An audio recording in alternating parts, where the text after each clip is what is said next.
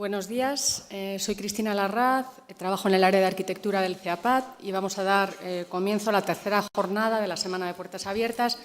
Sabéis que celebramos el 25º aniversario de la fundación del CEAPAT. Antes de introducir las jornadas, quería dar algunos detalles técnicos para que los tengáis en cuenta. Como sabéis, estas jornadas se retransmiten en streaming accesible a través de Internet, con lengua de signos y subtitulado. El subtitulado va a ser la herramienta que vamos a utilizar para la traducción en la participación de uno de los ponentes, que es Steven B., que hablará en inglés. Se está utilizando un sistema desarrollado por la empresa Edsol, que son los que están haciendo el streaming, que permite manejar a voluntad las pantallas de subtitulado y de lengua de signos, y también utilizar el subtitulado en modo texto. Esto va a permitir modificar la letra del subtitulado y que lo lean los lectores de texto para las personas ciegas.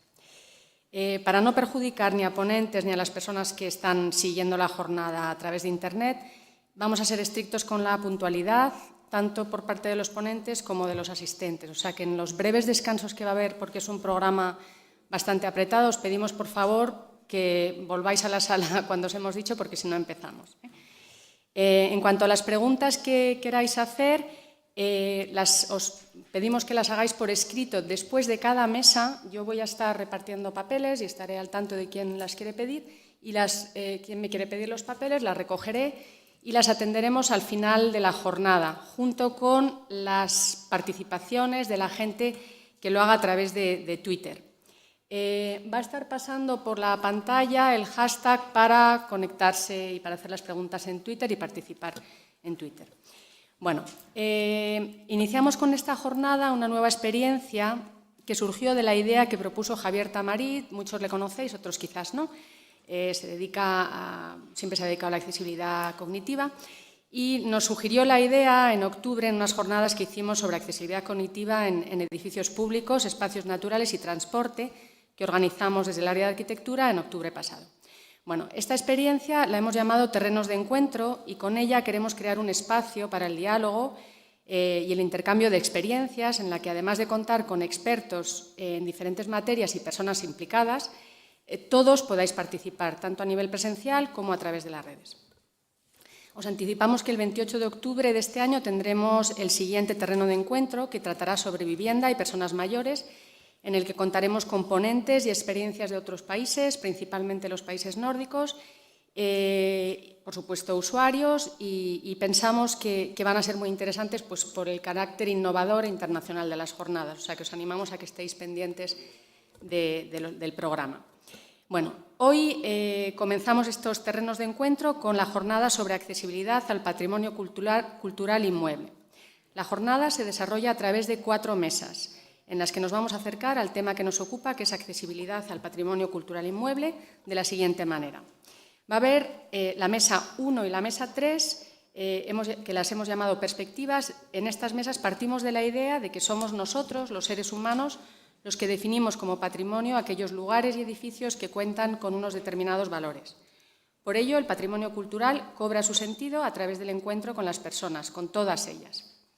En estas mesas se presentarán diferentes formas de contemplar el patrimonio con un objetivo común, la accesibilidad definida como un valor de hoy.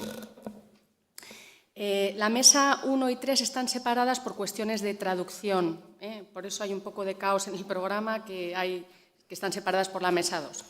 La mesa 2 se llama Aproximaciones o experiencias y en ella reflexionaremos a través de ejemplos concretos sobre cómo poner el patrimonio al alcance de todas las personas, mejorando la accesibilidad y contemplándola no solo como condición física, sino también como una forma de acceso al conocimiento y a la experiencia que nos ofrecen los valores patrimoniales.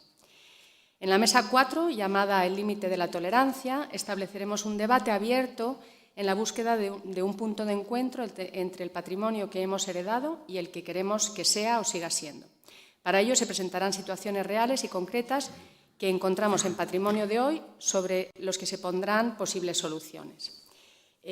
Voy a presentar al moderador de la primera mesa, que es Fernando Machicado, y luego él hará la presentación del resto de los ponentes de la mesa. Fernando Machicado es arquitecto por la Universidad Politécnica de Madrid, Trabajó con Miguel Martínez Escanciano desarrollando proyectos y posteriormente en FCC. Actualmente es responsable de edificación y accesibilidad en la Dirección de Normalización de AENOR. Es secretario de varios comités de normalización relacionados con la accesibilidad tanto a nivel nacional como europeo como internacional. Bueno, sin más, te doy paso, Fernando. Gracias y yo me bajo. Muchas gracias. No sé si se ve la ponencia. Una pequeña presentación de la mesa, aunque luego les presentaré con más detalle al resto de participantes. Nos acompaña don Alfonso Muñoz Cosme, su director general del Instituto de Patrimonio Cultural de España, y doña Elena de Mier, de la Agencia Española de Cooperación Internacional para el Desarrollo, AECID. Pues esta primera ponencia trata sobre el informe UNE para accesibilidad al patrimonio cultural inmueble que estamos desarrollando en el seno de AENOR. Y este castillo, ¿por qué lo pongo? Es un homenaje a Demetrio Casado, que siempre habla de la inexpugnabilidad del patrimonio a veces. Pues muchas veces cuando hablamos de patrimonio hablamos de sitios en los que no hay que acceder ni siquiera ningún usuario. Pero últimamente cada vez más vemos que, al contrario, que queremos disfrutarlo. Entonces, el origen de esta iniciativa he intentado simplificar en una conversación entre dos jóvenes arquitectos en el Monumento a la Constitución, en el cual uno dice al otro, tenemos un nuevo proyecto. Y se preguntan, ¿hay protección patrimonial? Dice, sí. Entonces, el otro piensa, pues entonces dedicar 0 minutos a pensar en la accesibilidad. Esto es lo que tenemos casi todos los días, muchos profesionales. Pero, sin embargo, si además, en vez de decir sí, además de decir sí, decimos el acceso a los elementos culturales es un derecho, pues ya empezamos a decir, deberíamos pensar en cómo hacerlo accesible. Pues esto es un poquito el origen de este grupo de trabajo que está haciendo el proyecto Informe UNE de accesibilidad al patrimonio cultural inmueble. Es decir, vamos a dar instrumentos para que los profesionales se empiecen a cuestionar de rutina el qué pueden hacer para mejorar la accesibilidad del bien que se encuentran. He tomado una referencia de Nieves Peinado de Johnson, de 2006, en la que dice, hacer nuestro patrimonio accesible para las personas con discapacidades funcionales es una cuestión de actitudes y de conocimiento. Actitudes, porque el proceso tiene que ser aceptado y comprendido por un amplio público. Y conocimiento, porque hay que alcanzar un complicado equilibrio entre la adaptación y preservación de los espacios históricos. Siempre está esas dos vertientes, que es algo que hay que hacer entender a los demás y que siempre hay ese equilibrio, ese diálogo. Esta exigencia de hacer accesible el patrimonio pues ya viene de la Convención de Naciones Unidas sobre los Derechos de las Personas con Discapacidad, que en su artículo 30 habla de la participación en la vida cultural y en su punto C habla explícitamente del derecho al acceso a servicios culturales, entre ellos monumentos y lugares de importancia cultural nacional. Los documentos de apoyo pues, son el Plan de Acción para promover los derechos y la plena participación de las personas con discapacidad del Consejo de Europa, en la que plantea 2 líneas destacables. La línea 2, participación en la vida cultural. La línea 6, el entorno construido, considerar la integridad del patrimonio y racionalizar ajustes de accesibilidad. Ahí vemos ya ese equilibrio. Uy.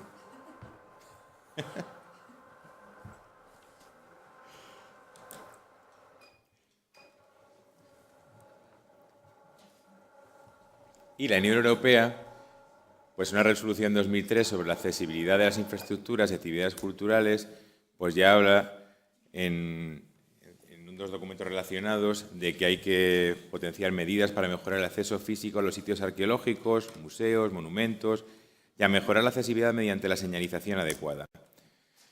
Entonces, en AENOR se creó, por iniciativa del Comité 41, Subcomité 7 de AENOR, que es de accesibilidad al entorno construido, pues surgió esta inquietud del inicio de los niños en el Monumento de la Constitución de cómo potenciar esa accesibilidad al patrimonio. Entonces, había que conjugar accesibilidad, patrimonio, con lo cual se contactó con el Subcomité 8 de accesibilidad, o sea, de construcción de AENOR, que se dedica a temas de rehabilitación y que la Secretaría la lleva Rosa Bustamante, que va a ser ponente en otra mesa, y que pertenece a Recopar, que es una organización que también tiene documentos sobre accesibilidad al patrimonio. Entonces, en 2011 se creó ese grupo de trabajo 1 en el que se está desarrollando este informe con la participación de todas las partes interesadas, básicamente de CEAPAT, COCENFE, FREDIR, la Confederación Nacional de Sordos Españoles, el Ministerio de Fomento, Instituto de Patrimonio Cultural de España, la Junta de Castilla y León, la Agencia de Habitaje de Cataluña, el Gobierno de Canarias, el Ayuntamiento de Ávila, estuvo en sus inicios la Diputación de Barcelona, el Consejo Superior de Arquitectos de España, el Instituto de Eduardo Torroja, el IBV, CEIS, estuvo Socitec, aunque luego pasó al Fomento, algún otro profesional independiente, el ICTE de Turismo. También hay contactos con la Conferencia Episcopal Española, como propietaria de gran parte del patrimonio español. Pues con esas personas pues se está trabajando en este documento, que es el proyecto de informe UNE 41.531, de accesibilidad al patrimonio cultural inmueble, conceptos y referencias generales y metodología. ¿Con qué objetivo? Con el objetivo de facilitar la accesibilidad al patrimonio cultural inmueble respetando sus valores, mediante criterios arquitectónicos y de construcción, aunque somos conscientes de que generalmente ese criterio arquitectónico de construcción habrá de complementarse o puede complementarse con medidas relativas al uso, la gestión, la organización, la sensibilización, las herramientas TIC. Es un proyecto en el que sabemos todos los que estamos implicados, que es necesaria la interdisciplinaridad, que ya se refleja en la misma composición del grupo de trabajo, y pretende ser una herramienta de trabajo para los distintos agentes implicados, los conservadores y restauradores, los proyectistas, los constructores, las administraciones públicas, los gestores. Los principios básicos del documento son que toda intervención debe valorar la incorporación de posibles mejoras de accesibilidad, considerar siempre qué puedo mejorar. Como ejemplo, pues pensaba, qué mejor ejemplo que la famosa intervención de la muralla de Ávila, algo que no tendría por qué ser accesible, pues dándole vueltas, pues se piensa que se le puede dar un uso turístico y que se le puede hacer accesible. Otro principio básico del documento es no menoscabar las condiciones de seguridad y utilización y accesibilidad preexistentes, no empeorarlo. Pues aquí lo que he puesto ha sido un ejemplo del Teatro Romano de Málaga, que tiene una estación muy reciente, entonces pues se ha hecho un tarimado, se ha hecho un centro de interpretación y pues se ha metido su rampa para poder hacer las excavaciones, con lo cual no se ha menoscabado esas condiciones de seguridad y que usan todos los usuarios. Otro principio básico, los mismos requisitos de accesibilidad ha de tener el patrimonio que el resto de entorno construido, precisamente para no menoscabar esa seguridad de los usuarios. Este es un ejemplo también de la misma intervención, en la que entiendo que para no meter una rampa con demasiada inclinación, pues al final del recorrido pues tenemos una serie de peldañitos y también así se abre el debate de que se continuará más adelante de hay un ajuste razonable, sería más apropiado meter aquí una rampa un poco más inclinada y no tener que tener estos peldaños. Entonces, como contrapartida, pues tengo esta foto creo recordar que de un metro en Dinamarca, que me pasó un compañero, en el que se ve esta pretendida solución de accesibilidad, que sería el ejemplo de que no es un ajuste razonable, ¿no? Pues entonces, esto nos llevará a la mesa que habrá al final del límite de la tolerancia. Eso, ¿qué es aceptable? ¿Es aceptable meter una pequeña rampita aquí? ¿Es aceptable la solución extrema de este metro? Entonces ya siempre se pretende poner la puesta en valor del patrimonio mediante su uso. Pensamos que el monumento, ese patrimonio, sea accesible, le añade más usuario, le añade más valor y le pone en diálogo con su ciudad. Vuelvo al ejemplo del Teatro Romano de Málaga. Casi nadie lo ponía en valor, casi nadie lo conocía. Se hicieron las excavaciones, se hicieron las intervenciones y hoy por hoy lo disfruta toda la ciudad. Y siempre conciliando ese respeto mutuo que hablaba Johnson entre los valores patrimoniales y los de accesibilidad. Luego, siempre como motor de las propuestas está el diseño universal. Esta foto pues ilustra cómo no solo las intervenciones son dirigidas a los usuarios de sillas de ruedas, por ejemplo, sino que a todas las personas les beneficia, por ejemplo, en este caso, a los padres con sillitas con niños. Y se prioriza las soluciones reversibles o las medidas de gestión. Y aquí hay otro ejemplo de introducción de unas rampas reversibles que en algún momento se pueden retirar sin perjudicar ese bien. Y siempre lo que se intenta es establecer una metodología que permita identificar los objetivos, identificando elementos afectados y qué necesidad de accesibilidad tiene ese bien, definir qué posibles soluciones se pueden presentar, evaluar esas soluciones y de ese modo establecer una estrategia de actuación. Entonces, una vez que tenemos estrategia de actuación, ya hemos conseguido lo que pretendemos, que es que se pueda considerar. Vuelvo al diálogo de estas personas y entonces cambiaría. Ya teníamos un plan, me encanta que los planes salgan bien. Y esto es simplemente lo que pretendemos hacer con nuestro documento, que esperamos que se publique, o sea, que se apruebe este año y que el próximo año pueda ser un elemento de uso para todos los profesionales. Cambiamos de silla.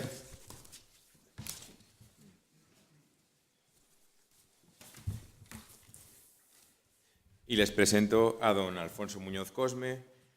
Es doctor arquitecto por la Escuela Técnica Superior de Arquitectura de Valencia en 1980. Es profesor de la Escuela Técnica Superior de Arquitectura de Madrid.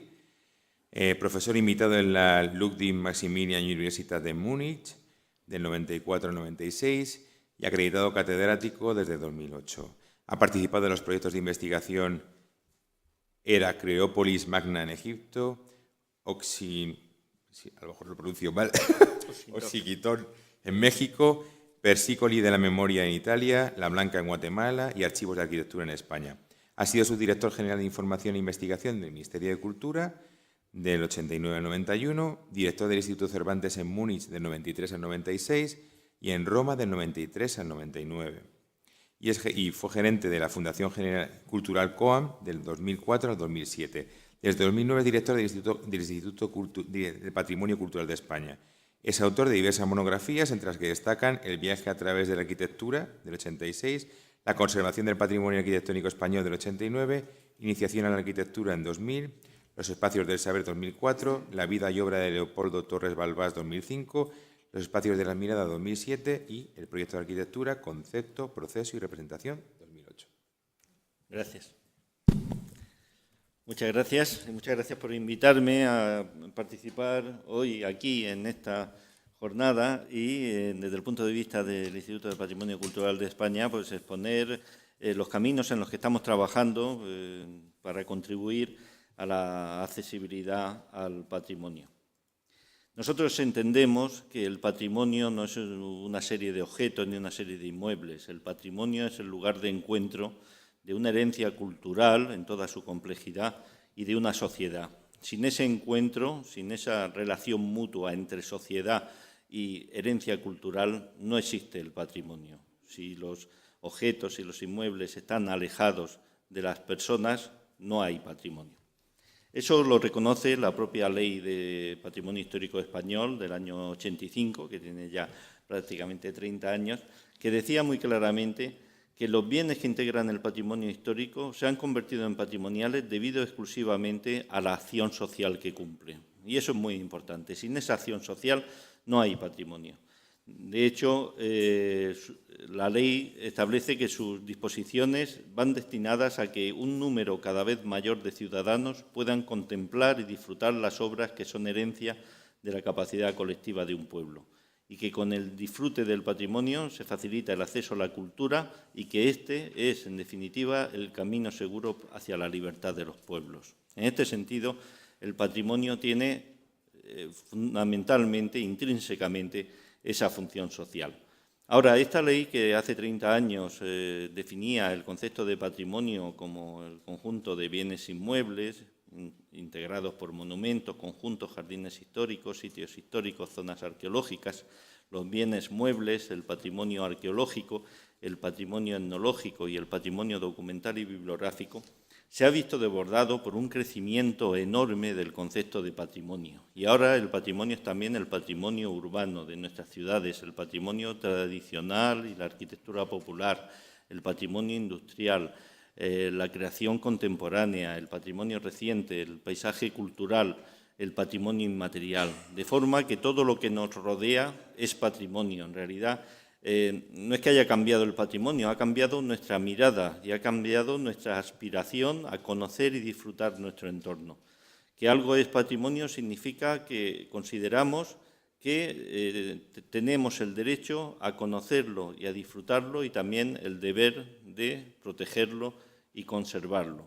Este fenómeno de apropiación social del entorno, de considerar que patrimonio es prácticamente todo lo que nos rodea, es un fenómeno nuevo en la historia de la humanidad, pero que nos crea una nueva relación de la persona con su entorno. Y en la accesibilidad eso es fundamental.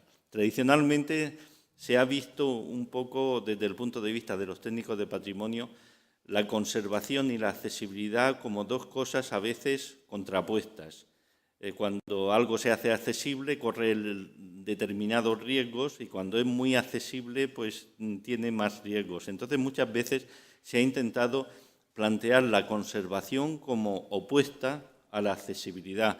Y eso, bueno, en nuestra cultura actual es un error absoluto. En realidad sería más parecido a esto, como dos ejes, la conservación y la accesibilidad, donde los bienes pueden estar como las cuevas de Altamira, por ejemplo, bien conservadas pero muy poco accesibles, o otros bienes muy accesibles pero mal conservados, o en el peor de los casos ni accesibles ni conservados, como también se da el caso. Nuestro trabajo de los gestores y de los conservadores de patrimonio es conseguir que los bienes estén en un nivel razonable de conservación y de accesibilidad, siendo conscientes que el 100% nunca se alcanza ni en una cosa ni en otra, pero que de alguna forma ambas variables ayudan y nuestro trabajo sería conseguir que estos bienes estén cada vez más accesibles y por tanto puedan ser mejor conocidos y más disfrutados por la sociedad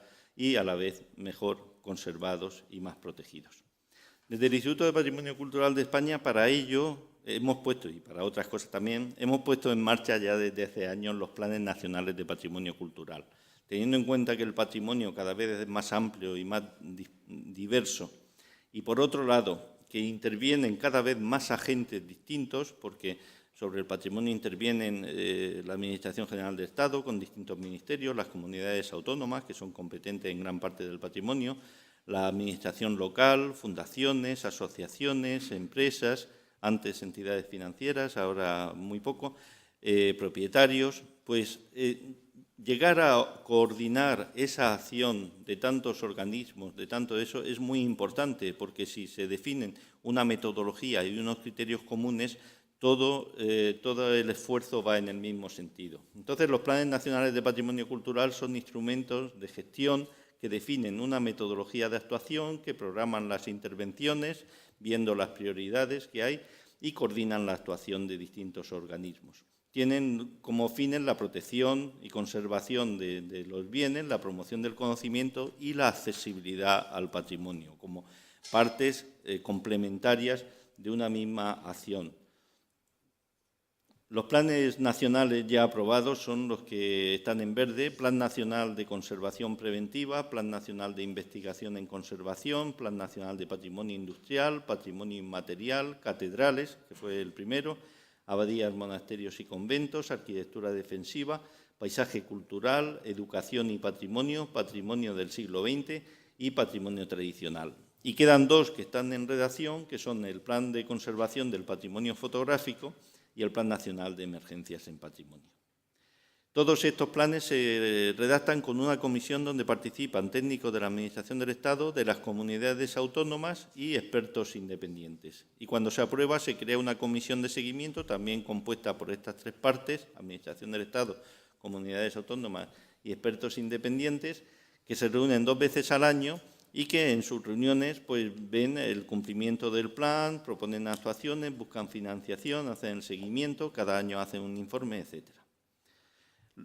Los planes son muy variados, son 13, muy variados. Hay un primer tipo que son los de patrimonio tradicional, digamos, catedrales, monasterios, patrimonio industrial.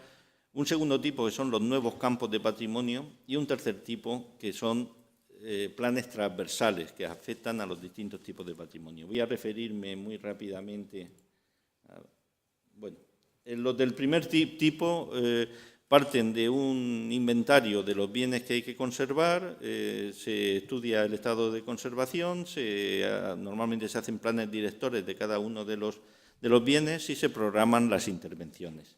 El Plan Nacional de Catedrales tuvo una primera fase desde el año 1991 hasta 2011 y ahora se ha hecho una revisión que fue aprobada en el 2012 y que incluye para esos 93 conjuntos catedralicios, además de las actuaciones, de la dinámica que venía previsto, pues se incorpora en el Plan Nacional patrimonio mueble, patrimonio documental, patrimonio inmaterial y aspectos que no estaban contemplados previamente, como la accesibilidad, el mantenimiento, investigación, conservación preventiva, etc. El Plan Nacional de Patrimonio Industrial tuvo también una primera fase, se ha revisado y se ha aprobado, tiene un inventario de 100 elementos sobre los cuales trabaja para conservar, declarar BIC, rehabilitar, hacer accesibles, etc. El Plan Nacional de Arquitectura Defensiva partió de la Carta de Baños de la Encina en el año 2006 y en el 2012 se renovó, también incorporando todos esos aspectos entre los que se encuentra la accesibilidad. Se dirige a los castillos, las fortalezas abaluartadas y las murallas urbanas y se están elaborando los inventarios, cartas de riesgo para actuar sobre todo el conjunto. El de monasterio pues, tiene el inventario de los 500 monasterios que existen en España declarados BIC y de cada uno de ellos hace una ficha para desarrollar posteriormente el plan director y poder trabajar sobre ellos. Hay una casuística muy distinta entre los monasterios que todavía conservan su uso original, los que están abandonados, los que han cambiado de uso, etc. El tipo 2 de planes nacionales es el que corresponde a los nuevos tipos de patrimonio. Aquí ya no hay inventarios cerrados, son temáticas mucho más amplias y interesa más que los inventarios, aunque los haya también, detectar los bienes en peligro y dar a conocer las buenas prácticas, entre las que se encuentra también la de accesibilidad. Con eso se desarrolla una programación de actuaciones de investigación, intervención, formación, etcétera, que genera una documentación. Entre ellos, pues el Plan Nacional de Paisajes Culturales, que existía a partir de la Carta de Florencia y luego fue revisado en el 2012. El de Patrimonio del siglo XX, que ha sido aprobado recientemente, que se centra fundamentalmente en 3 áreas: arquitectura contemporánea, arte contemporáneo y nuevos soportes de información. El Plan Nacional de Patrimonio Tradicional también ha sido aprobado recientemente, plantea temas de protección, documentación, dar a conocer las técnicas y recuperar las técnicas tradicionales, rehabilitación de elementos relevantes. El Plan Nacional de Patrimonio Inmaterial, aprobado en el 2011, que está elaborando los inventarios de patrimonio inmaterial en toda España y haciendo planes directores de bienes concretos. El Plan Nacional de Conservación del... No sé si se ve muy bien. Bueno, el Plan Nacional de Conservación del Patrimonio Fotográfico, este es uno de los últimos que se han puesto en marcha, está en redacción y lo que intenta es proteger y conservar todo ese inmenso patrimonio fotográfico que existe en España y que a veces se destruye por no tener centros que lo recojan, cataloguen, conserven y difundan.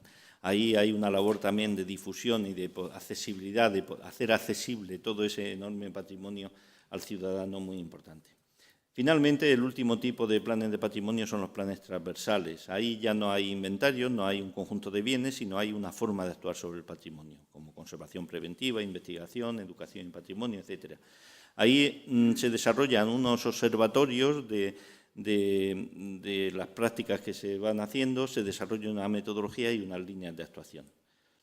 El primero que se puso en marcha fue el Plan Nacional de Conservación Preventiva, que está cambiando Está cambiando la forma de actuar, la estrategia de actuación de muchas instituciones sobre el patrimonio. En vez de ir a costosas restauraciones, hacer una labor continua de conservación preventiva, se están desarrollando manuales, jornadas, actuaciones piloto, etcétera.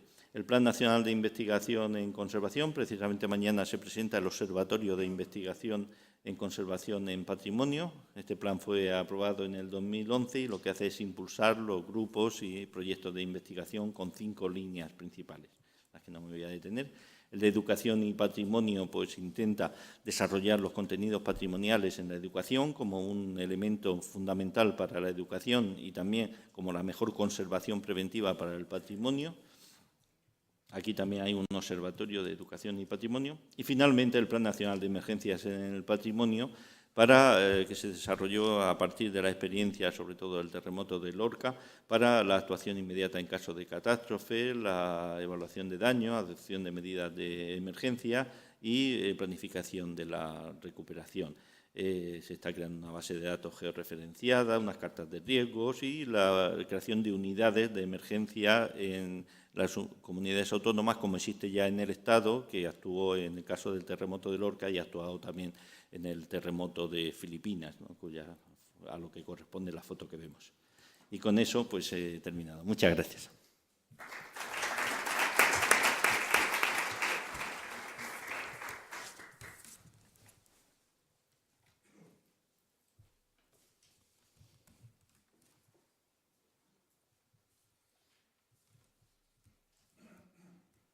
La siguiente ponente es doña Elena de Mier, de la Agencia Española de Cooperación Internacional para el Desarrollo, la AECID.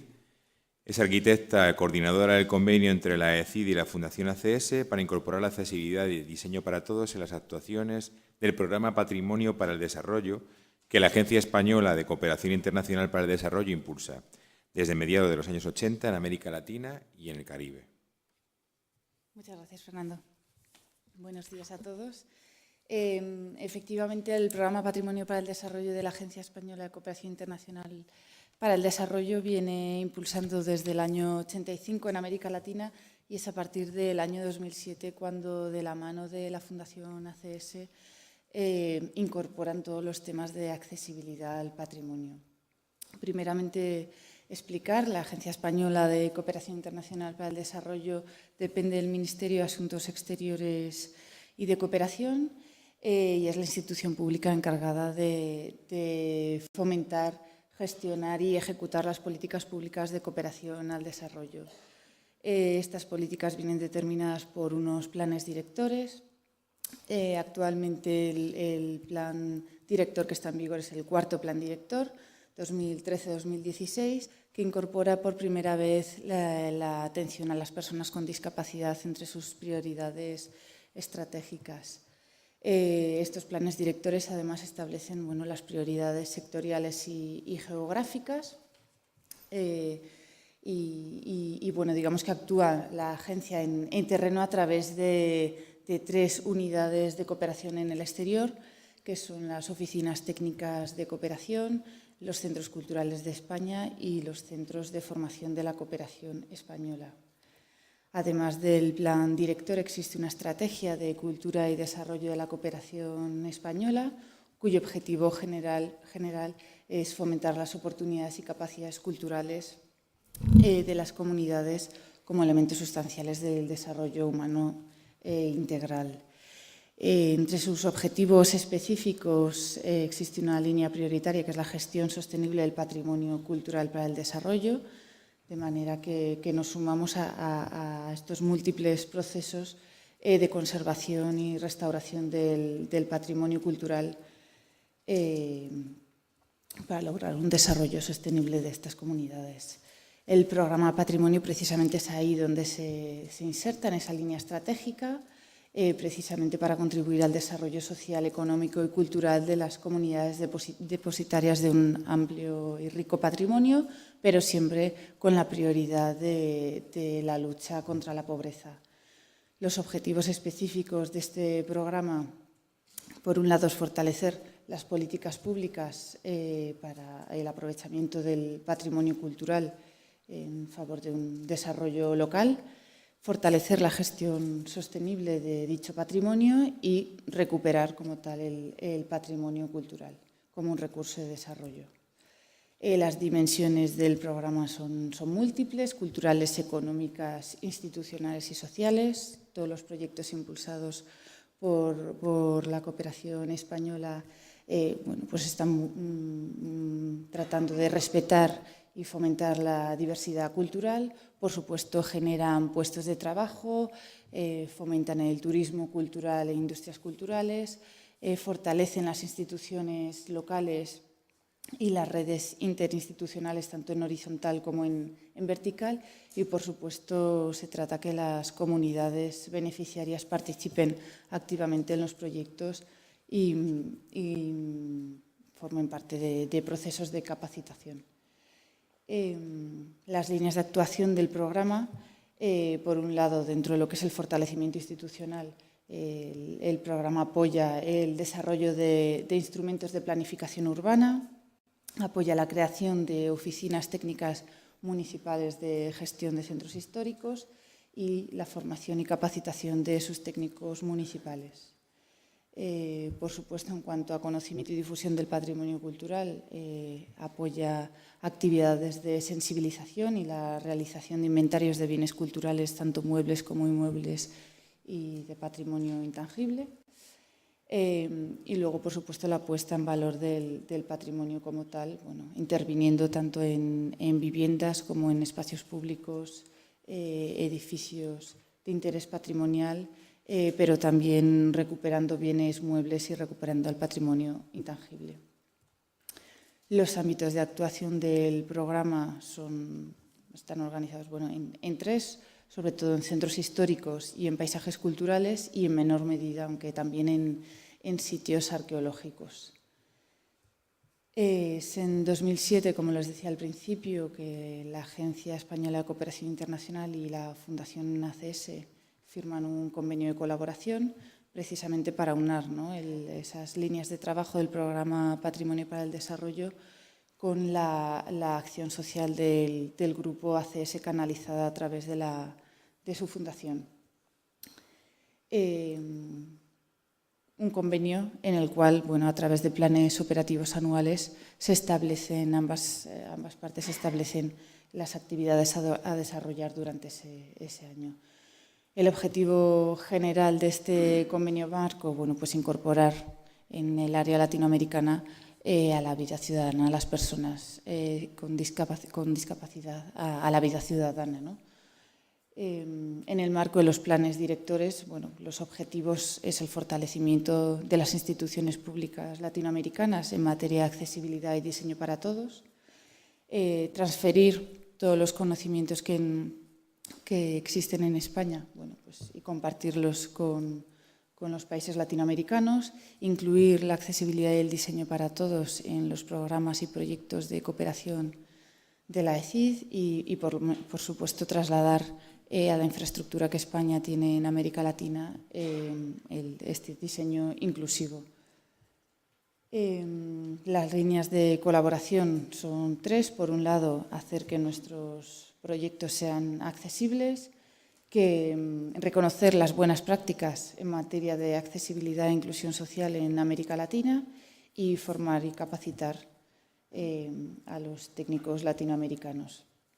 Dentro de esta primera línea de la asistencia técnica de la Fundación ACS a la ECID, para incluir la accesibilidad en sus proyectos, les traigo el mercado municipal de Suchitoto, en El Salvador, donde la cooperación, el programa de patrimonio, viene trabajando desde el año 2005, un poco siguiendo el esquema que les contaba al principio, primero apoyando la elaboración de un plan maestro, donde se identifican una serie de proyectos piloto en los que la cooperación española va a intervenir, como puede ser la restauración de la iglesia de Santa Lucía, la plaza central y la alcaldía.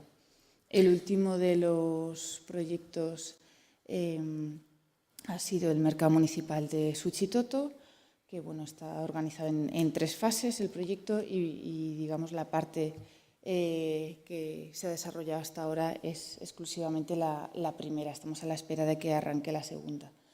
un mercado de una única planta, bueno, pues con una zona de mercado propiamente dicho y una banda de servicios, con su cubierta en diente de sierra, bueno, donde desde la Oficina Técnica Municipal de Suchitoto nos envían el proyecto básico que han desarrollado y desde aquí se les aportan una serie de sugerencias y mejoras adaptadas al código técnico de la edificación, por supuesto, pero que también ellos deben tomar como sugerencias en cuanto a diseño, ¿no?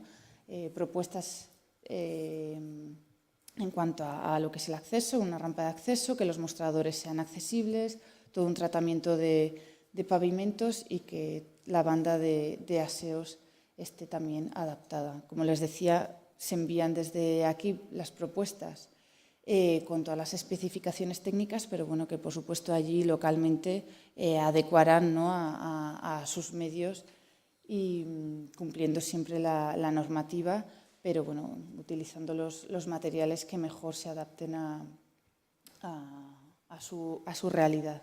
Por supuesto, todo un tratamiento de pavimentos y bandas de encaminamiento, pavimentos abotonados, suelos antideslizantes, que permitan, ¿no?, la movilidad a una persona con discapacidad en el interior del mercado y que los mostradores sean accesibles. Por supuesto, también mejoras en el diseño que mandaban desde allí en cuanto a los aseos, con fáciles adaptaciones que permiten, bueno, que todo el mundo pueda hacer uso del mercado. Un mercado inaugurado en 2013 y que, como les digo, está ahora mismo a la espera de iniciarse la segunda fase. El siguiente caso que les traigo es el Centro Cultural de España en Ciudad de Guatemala. Un edificio de los años 30, el primer cine de Guatemala, que está ubicado además en la Sexta Avenida, vía principal peatonal de Ciudad de Guatemala, que, bueno, pues con la situación de violencia que existe en la ciudad, bueno, pues que a día de hoy es la vía o la calle más segura para moverse durante el día y la noche. Es precisamente ahí donde la Cooperación Española decide trasladar su centro cultural, con la particularidad de que es un centro compartido. En la planta baja, otra institución va a hacer uso de la gran sala del antiguo cine y las actividades del Centro Cultural de España se van a desarrollar en planta primera y planta segunda. Por supuesto, garantizar la movilidad vertical se convierte en una prioridad y bueno, se ubica finalmente un espacio donde se va a instalar un nuevo elevador. La alcaldía, por supuesto, nos da licencia para ello, a pesar de la protección del inmueble, y se permite, bueno, gracias a la labor de la Escuela Taller de la Cooperación Española, pues bueno, casi se realiza artesanalmente un elevador que permite, pues también hace un año, inaugurar este centro y que todo el mundo acceda a este primer nivel donde se desarrollan las actividades principales de tanto cine como el auditorio y un vestíbulo multiusos, donde está garantizado, bueno, que todo el mundo pueda acceder tanto a la sala de cine, con un espacio reservado para personas con movilidad reducida, como en el auditorio, con sus sillas y espacios reservados y un aseo accesible. En el segundo de los niveles también hubo que adaptar, digamos, la propuesta original del proyecto que venía de allí, de Guatemala, precisamente para que esos itinerarios accesibles estuvieran siempre activos, funcionando, a pesar de que la Administración, por ejemplo, que había ciertos conflictos, ¿no?, entre los diferentes usos del centro, pero que a través de determinado mobiliario, ¿no?, y un diseño adecuado había cierta compatibilidad de usos, de manera que, a pesar de que ese segundo nivel no está todo, ese segundo piso no está a un mismo nivel, 6 escalones de diferencia. Bueno, por un lado se mantuvieron las escaleras, pero se incorporó una rampa que cumple al límite el código técnico, pero para nosotros era fundamental que todo el mundo accediera tanto a la sala de artes visuales como a la biblioteca que está en la parte frontal del edificio. El siguiente caso que les traigo es el Centro Cultural de España en Lima, también un edificio de estilo neoclásico de los años 30, cuya entrada principal no es accesible, sin embargo, bueno, sí que presentaba ciertas mejoras, ¿no?, de accesibilidad, con una rampa lateral que permitía que todo el mundo accediera al vestíbulo y a las salas de exposiciones. Además, el centro incluye ya un servicio de lengua de señas y la programación en braille, pero a 2 meses nos encontramos con esta problemática, 2 meses antes de realizar una actividad donde iba a haber personas con movilidad reducida y, bueno, por supuesto, el baño resultó un problema y hubo que intervenir, digamos, de manera rápida, ¿no? El auditorio también era accesible, presentaba ciertas medidas, había espacios reservados para personas con movilidad reducidas, pero lamentablemente el escenario todavía a día de hoy no es accesible, ¿no? Se ubicó, como les comentaba, un espacio que era un almacén para aseo adaptado, que afortunadamente tuvo un importante uso durante esta actividad que realizamos precisamente en abril del año pasado, ¿no? Lo mismo, desde aquí se mandaron las sugerencias y adaptaciones necesarias para cumplir tanto con el código técnico como con la normativa peruana. Les acerco también dos casos, ¿no?, de proyectos de la cooperación española aquí sin el apoyo de la Fundación ACS, como es el Centro Histórico de Comayagua en Honduras, donde, bueno, las limitaciones en cuanto a materiales y baldosas táctiles pues son importantes.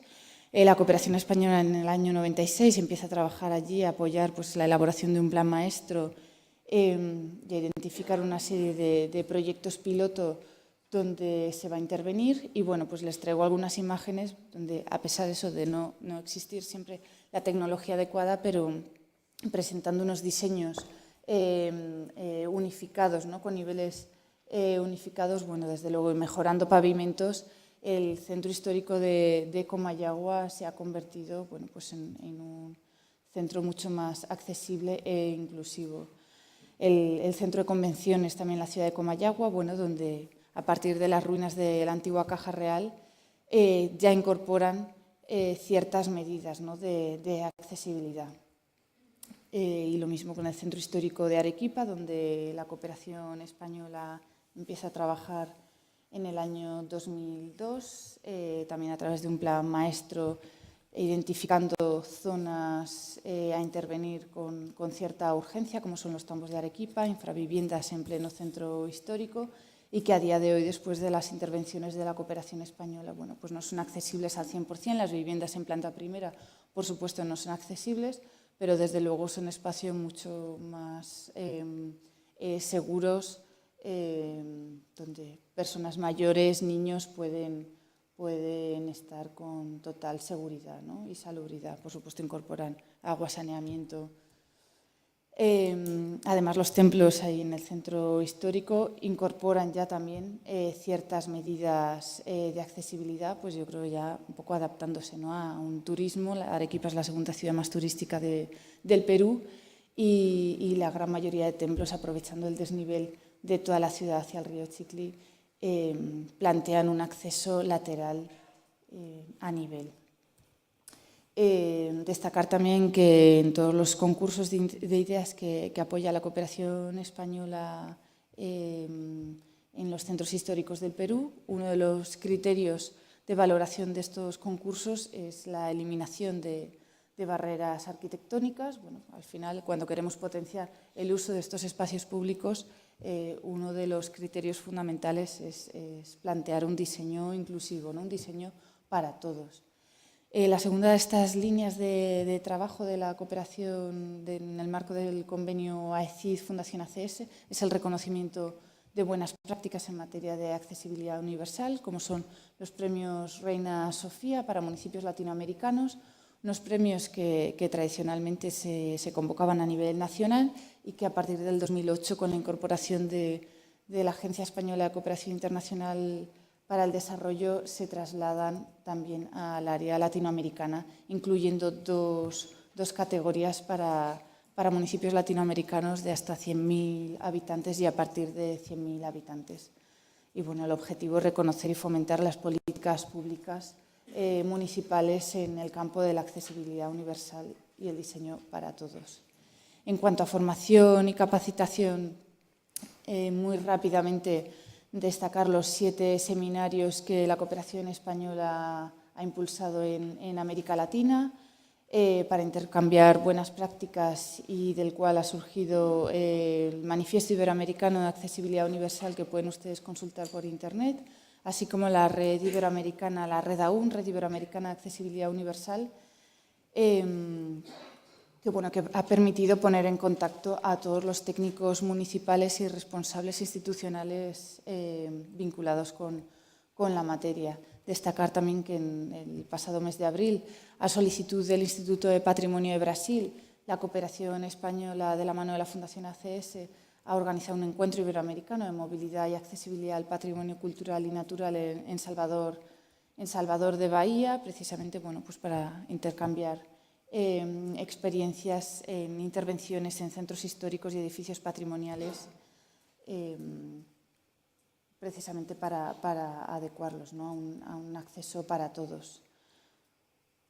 Como resultados, la AECID ha recibido en 2011 el premio CERMI.es, precisamente por incorporar la dimensión de la discapacidad en sus políticas de cooperación internacional. Estas acciones de la AECID están incluidas en el Manual de Turismo Accesible para Todos de la Organización Mundial de Turismo y pues que nos sumamos, ¿no?, a esos avances en España que han sido reconocidos con el premio Roosevelt, precisamente para trasladarlos al área latinoamericana. Gracias.